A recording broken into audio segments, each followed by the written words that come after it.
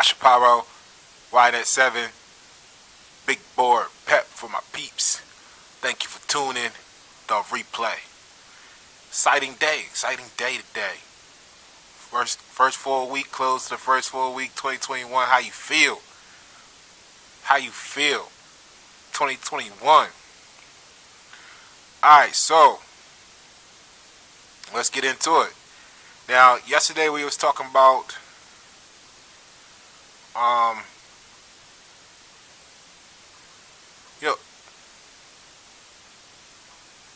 DDD, right? Which is triple D. So this is the card from yesterday. The P.E.P closed 22.96, right? The anticipation for the day based on the news was that it had a possibility to continue to 29.17 to 35.35 was my estimates. All right. So the trick was to pay attention to that in the AM to see what move it made. So you guys know I had a few things I was looking at. It was like we was playing spades, and you get that hand where you got like, man, you know what? We ain't got no aces, no high spades. You know what we got? We got like 4 possibles. You know what I'm saying? But you make the most of what you got, right? So check this out. Because this move wasn't guaranteed, but it was what I there was no real guarantee.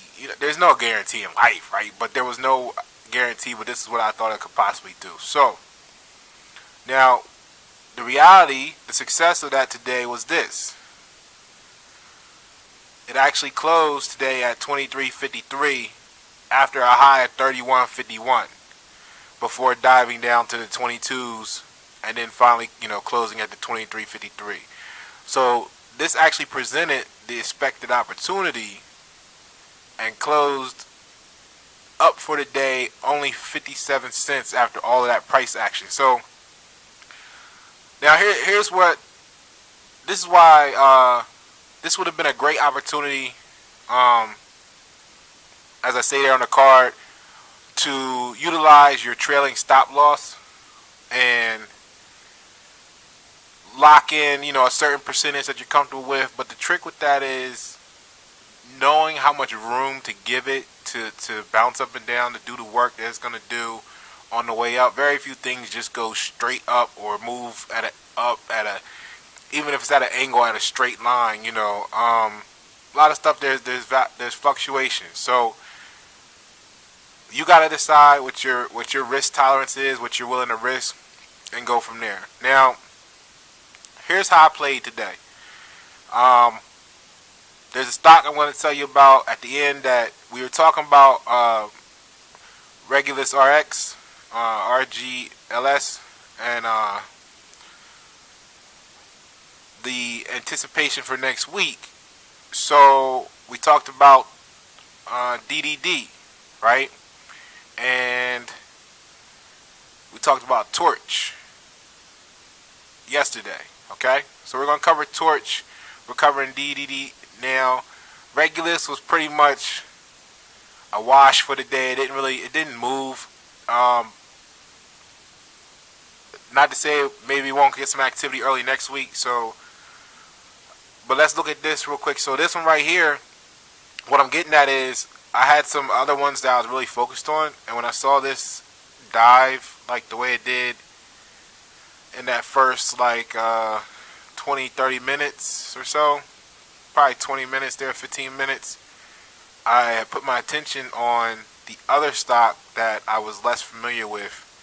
And so I was distracted from this for a moment, and in the time period that I had to work with, because I wanted to get some things set up for the day before I got busy in the day. And so I didn't enter into this one, and by the time I came back and checked it, it was at about I guess that's about $28. And but for those that follow the information I gave you yesterday, is a great opportunity for you guys. Now let me go into why I didn't capture this, and then I'll come back to you and tell you why. To me, it wasn't a loss. Like, I don't, me, I don't have the fear of missing out. We're getting very, very disciplined at that. So this was not as ROI friendly as what I actually wound up doing. So that's why I didn't care. But let's look at TRCH, right? So TRCH, I anticipated would rise and potentially see the basically get over. If I said if we could get over 120, this is actually the notes from yesterday. It was at 105, so closed at 116. It was up 34 cents, or down, or 42% yesterday, right? So down to 105, trending to be at 150. So I updated the card, but these are still the notes from yesterday's card. So because what I'm looking at hasn't changed, it's just the angle of approach changed. So if you check out yesterday's video, you can see the original card with the blue, and then today's update angle in purple. And this is actually the same thing or something very similar. So now, as we grow, we learn stuff. So what I learned with the DDD, right, was I did this very thing where I trended it out, had an anticipation for it. Then it kind of went up and went flat, went sideways, and during that time I neglected it, right? Which is why I totally missed the first entry into it. So to improve that aspect of my follow-up, this one is kind of starting to do the same thing, but when I realign, so to speak, the new angle, it still trends to the same area, probably sometime next week. So basically, we're still looking for it to test the 121 to 137, because it did come back to test it after it dropped down. It dropped down, and then it did come back to test that, but it didn't surpass it. So it came back down and finished at 110 or wherever it is today. So, but the good news with this is that it actually still finished up. The first dip went down to, looks like almost $1 flat. This dip, after it failed to cross over, only came down to $1.10. So it's still higher, trending higher each low. Each low is higher than the last, so that's a good sign. I would still pay attention to this early next week. Now, we talked about what my theory. I'm not saying this is the only reason why, but I think stocks like this have a good opportunity for some degree of run up, or as you can see here, a catalytic growth over the next some period of time. And I'm not just talking about a couple of days. If you're a long-term player, this may be definitely a stock for you to look into. You can get in now for $1, and who knows where you're gonna wind up, right? It could be a major breakout for you in this, because we talked about the oil situation in the Middle East and how Russia and Kazakhstan are getting their opportunity to get some more oil, but that agreement they had actually still leads total oil production to be down from what it normally is. So that means there's an oil deficit, right? Which makes the price of oil go up. Now, long term, what we've got to consider with oil is, everybody knows that the electric vehicles, the electric market is coming, battery operated, this, that, the other, everything. And that's going to cause less of a demand for oil. So, in theory, the price would go down for a little while. However, once it reaches a certain point, it's actually going to become a scarcity by default, and because it's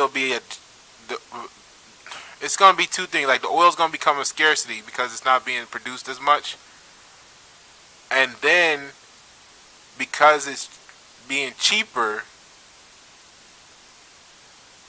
it's going to be sought after more. So, like, when the oil prices drop, at first everybody's not going to pay any attention, but then the oil is going to be so cheap that people want to start using it again because it's cheaper, and then because of the slowdown of oil, the price is going to shoot back up because a lot of these oil outfits are going to have to downsize, and it's going to put a squeeze on oil while demand is going to increase at some point in the future. Now, I'm not saying that's going to be next week, next month, next year, because we know the major EV push is really geared around 2030 to be really taking some good strides in effect of the percentage of the total market. So, that could be multiple years down the road. However, I think small companies like this are looking to get their SHI, together early so that they can make the most of that situation. The larger companies are going to have to start downsizing as the price of oil falls, even if that's just people, equipment, property, whatever it is, because they're not going to have the cash flow that they used to have.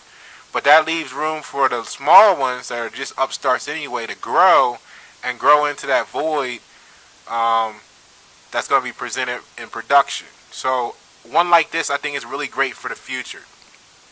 Now, also, I can utilize this stock here to show you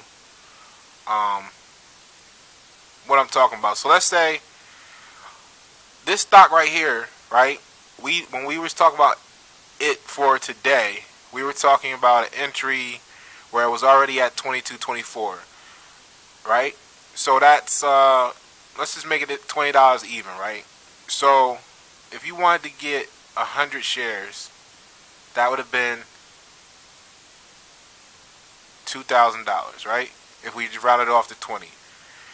Now, this stock runs up. After it dips down to 20, it runs up to like 32. So that's a $12 move. Let's just say you got $10 of that. So you got 100 shares times $10. That's $1,000. But you tied up $2,000 to do that, right?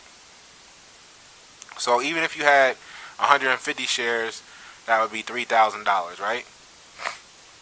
And you would have made $1,500, okay? All right. But it had to run up $10 for you to do that. You know what I'm saying? So keep that in mind. So a stock like this, you get it at $1, and you put in the same $2,000, let's say up front, right? You would have 2,000 shares. Now, I'm not saying it's going to go from $1 to 10 all the time, but all it has to do for you to have that same, spread is move how much? You see what I'm saying? You're talking about like if you want $1,000, that's only 50 cents. Now, yeah, it may be a 50% move versus this is actually a 50% move as well. You see what I'm saying? But in order to get the 50% move here, it had to move a whole $10. Here, you only needed to move 50 cents. You see what I mean? And that's what happened today. Now, when we was talking about Regulus, it didn't really perform well. I think we need to pay attention to it next week to see if there's any significant impact. It did have a small run up the day before, so that was cool. Very small. However, there was that meeting that they're doing, that conference they're doing. I was interested in what other companies would be presenting at that conference, right? Because I may not have heard about it 2 weeks ago, but it's a big deal to some people, right? So I was looking for some information, and in the research, I stumbled across this company here, Polarity, right? Polarity, however you want to say it. Now, when I found it last night, it was at 94 cents, and this one actually, the P.E.P actually closed at 132. Now, the good thing is that it hit a high of 150. Then it found its way down to 110 and ran back up to 140 again. So this company will be presenting at the same conference as RGLS. Now I was able to get in early, so I hit it at 103, and by the time I rode it up to the 150, adding shares, and sold it on the way back down from 150 because I had a 140 set point to sell, because I wanted to give it some room to work, because I did enough research to know that that one of these should move. Either Regulus or this company should move, and I was thinking that maybe Torch would actually join in the party as well, and it didn't. So I had 3 stocks that were all under, well, let's say in the dollar range, right? And the ROI factor on that is one of them was going to do something. I had 3 of them there: Regulus, Torch, and this one here. So I felt like one of these was going to be significant, and it would be much more of an ROI dealing with the dollar per share than trying to grab some change off a $20 share stock, because I didn't want to get my attention spread too thin and miss everything, so, or take a loss, because that's what I would rather do. I'd rather make, like I said, the goal is $1 to $500, 1 to 500. We did like 5 on Monday. I think Tuesday was the Tuesday we took off. Wednesday was like the least day. We did like 3, and the rest of the week was well over 500 each day. So we're doing really good by staying in the green, and that's the focus. As long as you stay positive, you keep going in the direction you want. I was talking to someone today, and they was talking to me about, it was kind of a funny conversation, right? They were like, I don't think they kind of understood, because they were impressed with how much their shares was worth, and I was talking to them about the percentage of return. So they, let's say you're in a $200 per share stock. You know how I felt about that a couple months ago. You know how I'm very particular about 3-digit stocks. We get in, we execute, and we get out quick, because it's a lot of investment there. We're not going. Those stocks aren't cheap. A lot of us aren't sitting on $1 million in the investment account to just be grabbing up thousands of 3-digit stocks. So when you talk to them, and I mean, this is something for you to consider, because in the conversation they were feeling like, they were up. They said 9%, which the numbers don't really matter. So, but the example was good, because I like to talk to people, because I always learn from what they're saying, even if they're not where I'm at with whatever we're focused on, right? Because you never know what they're going to say, and it always gives you the opportunity to compare your strategy and think and see, make sure your situation is galvanized in response to that proposal. And they were, 9%, they felt good about that. And I said, okay, well, the way we've been doing this, I'm up 40% for Q4. Like just the fourth quarter, I'm up 40%. So if we both had $1,000 and you buy 5 stocks at $200 a pop, and you make 9%, because they were like, the funny part was when they were like, well, why your stock only at 50 cents? And they were trying to make it seem like, that there was a precedence, because their stock was at 200 that they were in, and my stock that I was referring to, because I brought up bingo, for example, before going into detail, and was trying to describe to them the value of the greater return on ROI. You know what I'm saying? So greater ROI, and they were trying to like down the 50-cent stock like it wasn't worth nothing because it was 50 cents. So what I said was, well, you get more of them. But when you get more of the right stock at the right time, we both got $1,000 in, but you're getting 9%, I'm getting 40. So it doesn't matter, the stock's only 50%. So, for the people out there that may be in these conversations, it doesn't matter how much your stock is worth. Don't look at a company poorly because their stock is 50 cents or $1. Look at the opportunity it presents to you on the return, because it does you no good to be into a $200 stock just so you can say that you're in a stock that's $200 and you're only making $18 off of it. You see what I'm saying? Because we just did this with bingo. The stock went from 50 cents to like $14. That's 3,000%, or something ridiculous like that. Whatever the number is, right? I'm throwing something off the top. So, what is your purpose? What is your destination? What are you in this for? Pay attention to what your goals are. Talk to people, learn from them, but always remember what your goals are. Because you could get caught up being in the wrong spot for the wrong reason, whether it's the right time or not. Okay? So, anyway, let's take a look at this. So, 103, got into it. I saw it hit 150. It was fighting. It came down a little bit, went back up, tried it again. And then, about this time, I'm following behind it like with 10-cent increments.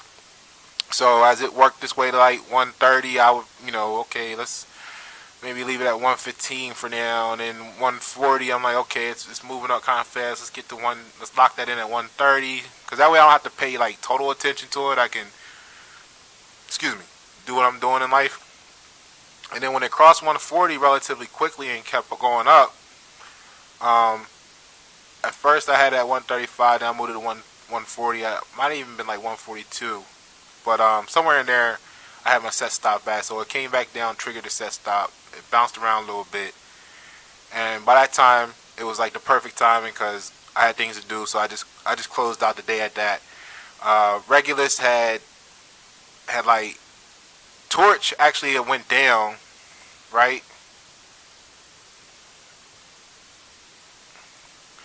So Torch dropped on me. So it was at like 116. It dropped out the door, went all the way down to like $1 at one point. So you're sitting 16 cents in the hole with like 2,000 shares there.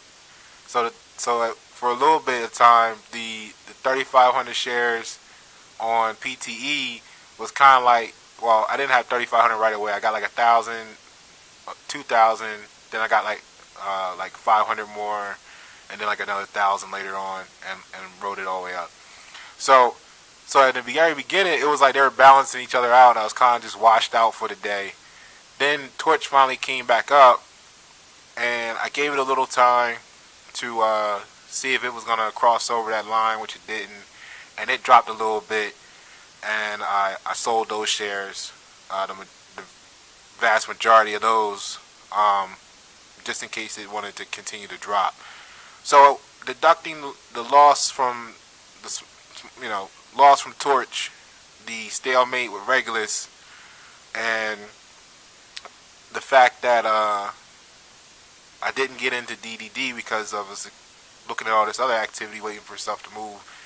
And it was really good when Torch came back up, because if it had went, it would have been like another one of those super amazing days. But even though it didn't, and it dropped, and there was a small loss with Torch, it still balanced out to be almost a $1,000 day easy, with just very minimum time invested as far as it goes. So if I had been having a full day to do this, we would have watched this come down. We probably would have caught the bottom here, and because this was PTE became the primary focal point because it had the price action. So this would have definitely been an opportunity here to catch it from, not to say you would have known it was going to be the bottom at 110, but you could have watched that start to come back up and maybe got back into that and grabbed another 20, 30 cent per however many shares you were, well, I guess it would have been like maybe 20 cent per share. If you gave it a little time to come up and maybe you got in and you started going back in, and rode that back up, potentially you could have had another easy 20 cent there, 15 cent per share there, which again, it doesn't sound like much, but if you throw $1,000 on the table there, grab 15 cent, that's $1.50. So if you caught 15 cent out of this last move, that would have put us in gold status, so that's that. But let's take a look at what what PTE is, so you can get a little bit of a better understanding of it, and then I'll let you have the rest of your day. And I appreciate your time. If you haven't already, go ahead and subscribe to the channel. Hit the notification bell, and throw me some comments, throw me some shares. All that stuff. It really helps the channel grow for me doing that. So if you appreciate the information and the opportunity that you may have with some of this information coming from me, then by all means you wanna see other people win with that too, and let's help the YouTube let them know that you think it's valuable information so that they can share it with more people. So here's what I was getting at about the opportunity here. So they said it was soaring, you know what I mean? So the increasing price PTE stocks comes as shares experience heavy trading today, right? I think the cool part about this also was the volume on the stock was up like 700% today. So that's what causes a lot of this volatility, is when a stock has had like relatively flat, volume. Not to say the price action is always flat, because sometimes you got flat volume and it goes up slow, and it might even has its own volatility already. And then when you dump something like 700 times the volume, that's what helps get these extreme pushes and surges. And if we can capture this all day long at the dollar range, why would you ever want to spend $50 a share on a stock like NEO? I know NEO Day is tomorrow. I told y'all in December that NEO drop. It probably hit. I told y'all when it was gonna hit the bottom, and what I expected to run up from that point on towards NEO Day would be. And the thing about NEO Day is, historically, you're looking to capture 12% after NEO Day. So here we go again. If you buy 100 shares, you're over $5,000. And that's not to say that in the investment world, $5,000 is not a lot, right? So you're over $5,000 on 100 shares, and 12% is like $600. Let's say $5,000, 12% is $600, right? So you got $5,000 on the table to make $600. You know what I mean? On what's and I know that's like when I say, hey, look, you put $3,500 in on this dollar stock, and you, if not counting my loss, it would have been like probably about $1,300, $1,400 all green. So, but the point of the matter is, you're putting $5,000 in to make 12% on a huge move on a $50 share stock, right? And you gotta look at that. Is that cost effective? Because what if you put that in and you don't get the huge surge this time of 12%? What if it's only 2? So now you got $5,000-$6,000 tied up, and you make like $100. You see what I'm saying? So if you can do it on a dollar side, like how we kill bingo, I think that's a much better return on your investment. And what that allows you to do is it allows you to keep more, like if you can keep 80% of your investment portfolio, or how I want to say it, if you can keep 80% of your investment opportunity out of the market and make the same money that you would off of 20, then why would you ever put in 90%? You see what I'm saying? Because the risk of having that 90% in, when you don't know what's going to happen tomorrow, you can wake up and here we go, stock's down 80%, So to learn how to do what I did was I'm learning how to do what I was doing with 80% in the market in October. Now I'm accomplishing the same thing with 80% out of the market and in cash. Just because then when you come up with not cash like on me, but cash in your investment account, you know what I'm saying? Because that way when you have these days where you find something, you can act on it right there, bam, and you have total leveraging power for the unexpected. When you're all tied up, it takes you a while to liquidate your assets so you can get into position. And by that time, you see how these stocks are moving, you already missed it. It's gone. It's too late. Or because you got most of your stuff tied up, and maybe you only got 20% left. You're looking at that kind of tightly. You're less willing to take a chance, and you want to watch the stock, and then you sit there and watch it for 4 days, talking about when should you get in, and now the run is over, and you missed a whole $15 or $20 off of a 50-cent investment. You see what I'm saying? This is what having the leverage ability does. It allows you to move when you want to move, and as long as you set your risk limits, who cares if we threw in $3,000, $5,000 on this stock at $1, had a chance to thinking that it was going to go up $4 a share, boom, right, to $5. So that would have been 400% of your money, or 4x your money, right? Whatever, you get what I'm saying. So if you had 1,000 shares and it goes up $4, and you only put $1,000 in, you're gonna get $5. You're gonna get 5,000 back. You're up 4,000 off of 1,000 investment. So if that was what you were really, really thinking per your research, and you put that in, and things didn't go the way you want, and you wind up losing 10%, which would be $100, would you not lose $100? Would you not risk $100 at a chance to make $4,000? Or are you risking $4,000 for a chance to make $100? You see what I'm saying? So that's what I want you guys to think about if you haven't already. Let's get into why this stock here could be important right now and in the near future. So what it was saying was that's the result of more than 36 million shares of the stock exchanging hands today. For comparison, the stock's daily average trading volume is 1.71 million shares. Alright? So why exactly are investors taking such an interest in PTE stock today? It's likely has something to do with that upcoming HC Wainwright Virtual Bioconnect Conference. That's the same one RGLS was in. So it could be that RGLS led us to the conference to lead us to PolarityTE. You know what I mean? It's always the perfect day. So you can't frown upon RGLS. RGLS is why we found PTE. And this is the benefit of doing further research. So after last night's video, I went and did a little research and came across this one, felt really strongly, and considered this was going to be one of my plays for the day. So this conference is set to take place on Monday, and we already talked about that with RGLS. Now here's a couple things they wanted to tell you about that. PolarityTE, commercial stage biotech company focused on the research and development of regenerative tissue products, right?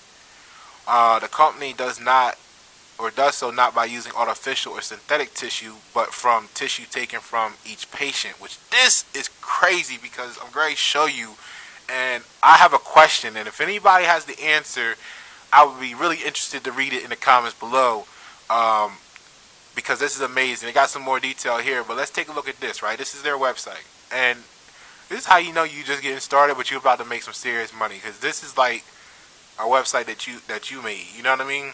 Not saying nothing against your website skills, but I mean, you look great, make the money, this is all you need. You know what I mean? What they say, be rich, don't look rich, right? So here's where I gotta get into. So about SkinTE, alright? SkinTE is an autologous skin construction or skin construct intended to be used by physicians or other appropriate healthcare providers for the repair, replacement, reconstruction, or supplementation of skin tissue and integumentary system. If I said that right. If I didn't, you know what I meant. It's right there. So, then they got some press releases, they got some stock detail, and this is like their cover page on their website. Like, boom, like this is all you need to know. Here's the box. You want it or not. Like, it's money. We ain't got to say nothing. We're going to grow skin for you. You need skin, right, in this situation. So we're going to grow it. That's it. You want it? You want skin or don't you? There's nothing else to talk about. So here's what I wanted to show you. Boom. Look how simple this is. What is polarity, right? Bam. 3 pictures. Because pictures speak 1,000 words. So basically, it's the asymmetric organization of cellular elements which allows the development of specialized tissue and downstream function. Let me tell you what the amazing part is, though. Here's where it gets really interesting. Because what what did it say? Autolog, you know what I mean? That auto word, it means that it's taken from the person and given back to the person. So they get it from themselves, right? I know, right? So our platform technology harnesses natural regeneration and allows cells to function as they do normally do in the body. Through the revolutionary platform, we seek to induce cells and tissue polarity and create functional tissue. Our goal is to apply the platform across all cells, tissues, and composition structures, transforming regenerative medicine into what has been envisioned since its inception, right? Now here's where it gets really interesting. How it works. Yeah, autologous. There you go. Autologous. So the manufacturing process is simple and flexible. Our platform allows us to develop products that are autologous from the patient for the patient. So that's what it means. From the patient for the patient. So for you, by you, for real. You know what I mean? Now this is where, look, check this part out here. After a small full thickness tissue sample from a patient is sent to PolarityTE, the construct is manufactured and the tissue product is returned for application on the same patient. Now it doesn't tell me this is it. This is how it works. That's how it works. This is how it works right here. That is the whole everything. I mean, you could go into your cabinet and grab some sugar or something, or you get a pack of batteries, and you think it's something really simple, and the description on how to use the operational instructions is like 10 to 15 to 20 times longer than this. They grow on your skin on you. They're gonna take a piece of your tissue from you, go do something with it, return this. In my mind, this says this: we're gonna take this little sample from you, and we're gonna give you back this whole patch. Now, my thing is like this, though. When I think about people or the situation that calls for skin grafts, and I don't know everything. I don't know everything. I don't want to know everything, right? In this category. But I'm thinking about the times where you have emergency skin needs, right? You talk about burn victims, possibly. You're talking about, motor accident victims. You're talking about a lot of different situations where you could need, like what I'm visualizing as a skin graft. And they're saying they want to move it into other tissues eventually too. But they're going to take the small tissue. And I just can't help but to think, how are you going to give them a small tissue sample today, and in some reasonable amount of time, right? Because remember, you in the hospital, burn victim, you in the hospital, whatever it is, that person is in the hospital, not you, not us. We don't want to wish that on anybody, but those people in those situations, they kind of need something like right now. So my thing is, how do you take a sample today and be able to deliver? If a person's whole arm was burnt, I mean, how you grow all those skin cells in a reasonable time period to get it back to be served as a bandage for skin growth? I mean, for further, skin regeneration. I'm not saying, of course it's possible. I just want to know how you do it. Like, I'm curious. I know you can't show me the video, but damn, give me more than, you know what I mean? This is like Tony the Tiger. They're great. You know what I'm saying? Like, that's all you gotta say. Like, all right, I get it. It's money. Do you want it or not? Hurry up and buy, right? So here's the thing.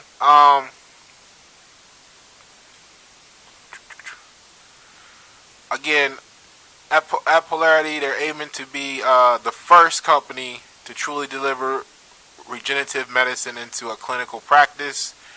And it says here, again, it just kind of elaborates on the same thing, but we utilize a patient's own cells and tissues to rejuvenate functionality, polarized human tissue. And this was a cute quote here. PolarityTE is built on the principle that the self must regenerate self. Alright? So, they revolutionized regenerative medicine and introducing a paradigm shift through their innovative platform, technology, incredible team, expanding network, and drive to be different, right? So, take a look at that, see if you can find some more information about it. But, obviously, you can see the value and where they're going to make their money at and why that's important in that part of the industry. So, long term, this company probably has a great future. Definitely higher than the $1 to $2 range. There may be some additional price action on it next week, depending on how much attention. This was obviously the more popular company than Regulus, Regulus RX. So they and that was the move. The move was to make sure that between one of the three, we caught some action today with much less risk and much greater reward per share than going in at like $20, $30 and not having to worry about jumping in Neo over the weekend, which is, congratulations to everybody that's going to make something off of Neo if you do. But this was great. I'm interested in this range right here, catching stocks early and in their development and their growth and making the most off them then. And that's how I think is a safe way for you to build your accounts,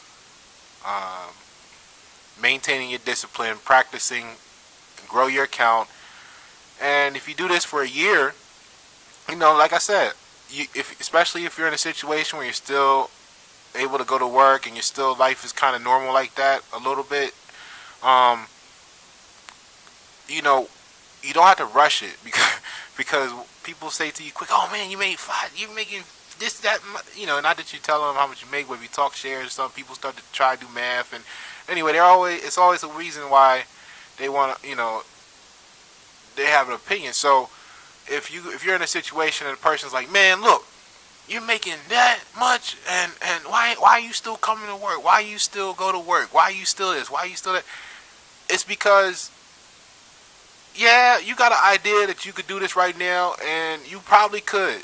You know what I mean? But it ain't hurting you to take. For me, in my mind, I'm like, if I take another year, right?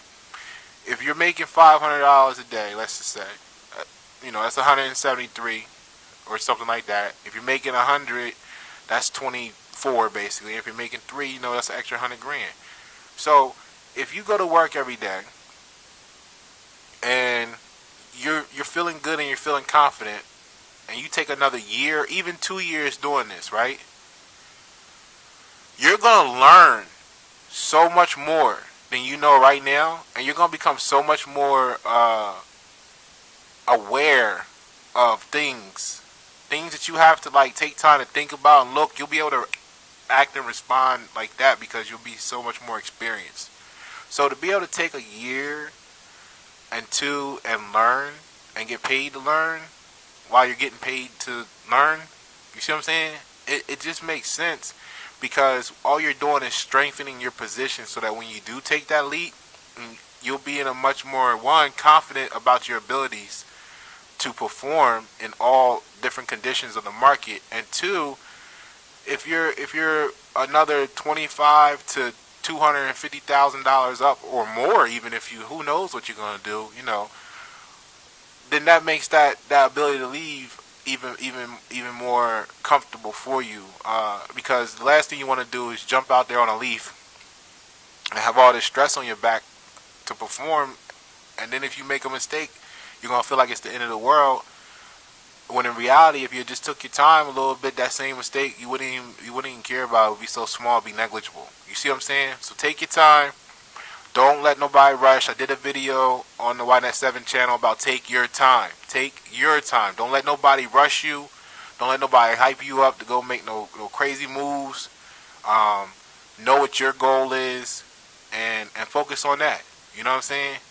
I don't know how old you are, but you got a choice. You can work to 60 something, probably 70 something. I don't know what the number will be by the time you get there. Or if it takes you, even if it takes you 5 years from now to do this, and maybe let's say you get 200,000, 250, 300,000, 400, 500,000, whatever it is you come up with. But let's say it takes you 5 years. Who cares?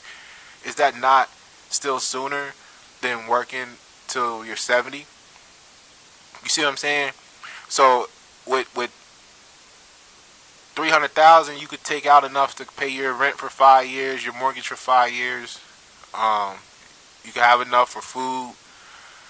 Unless hyperinflation sets in. I mean, you know what I'm saying. But pretty much in the general world, you could take out like 5 years. If you could pay we talk about this all the time here. You could pay your bills for 5 years, and you had enough money, still had $200,000 to keep working the market. Now you got 5 years prepaid to just sit there, and you learned. You got all this experience in the market now, and you got 200,000 or so to just go ahead and dive in the market and do you. Man, what's that life gonna feel like? Like, that's where we're trying to get to. So when you set yourself up not to win, you see how we win it, right? We have a red day here, a red day there, but for the most part, we've been all green since October. You know what I'm saying? Because proper preparation prevents poor performance. 5 P's. So if you pace yourself and not try to hit the home run every time, because when you try to hit the home run every time, what do the baseball players do that try to hit the home run every time? They strike out a lot. It's exciting to see the ball go out the park, but they strike out a lot, right? Or they pop flies and get caught and they're out. So don't focus on a home run every time. Maintain your base hits. Decide what you want your base hits to be. Look at what you're working with. Maybe based on your budget, your goal is to make $50 a day. I don't know. Decide what your goal is, okay? But once you do that and you build your life and your training to be able to hit your goal every day, now you're accomplishing something, and you can, in the future. You see what I'm saying? So when you build that up like that, your risk becomes lower because you're not worried about hitting a home run all the time, so you don't strike out as much. And you maintain steady base hits. And you see how we do. We've had several home run, super home run, grand slam days. But we get that, in my opinion, because we're focused on just base hits.